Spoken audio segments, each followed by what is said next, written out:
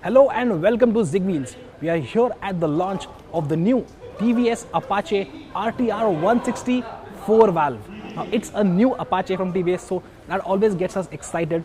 But the big change, of course, here is right down there, as the name suggests.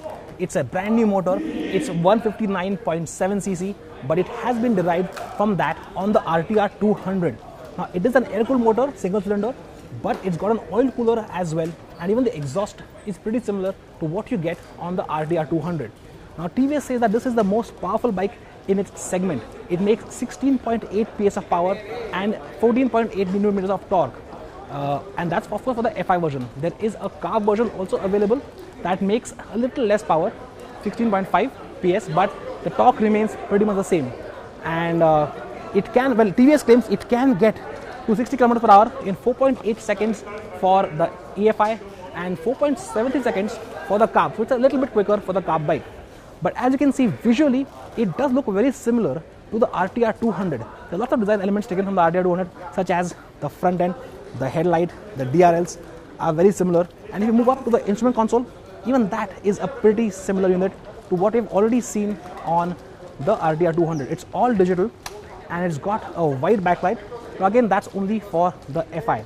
The Carb gets an orange backlight, and unlike the 200, this gets a single piece handlebar, no split handlebars, no clip-ons basically. And the main difference in design is in the middle. This panel has been redesigned compared to the RTR 200. And if you move onto the back, the grab rails, the tail light design, the indicators are pretty much taken straight from the RTR 200.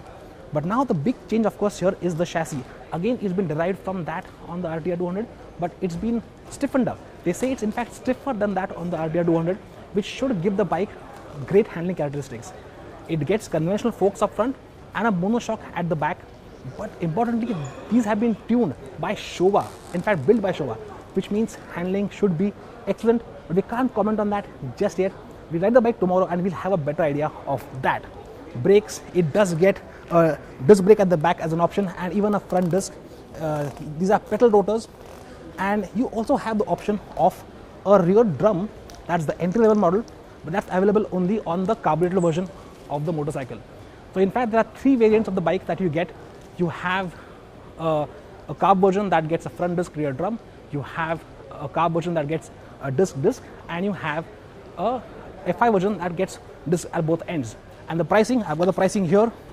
The base model, the Carb with the disc drum, starts at 81,490 ex Delhi. The Carb with disc at both ends is 84,490, and the FI with discs at both ends is 89,990 ex-showroom Delhi. And that, in a quick nutshell, is the new Apache RTR 160 4-valve. We'll have an impression of the bike, of how the bike rides tomorrow at the TVS test track, and we'll have a video of that going out on Saturday, so do check that out.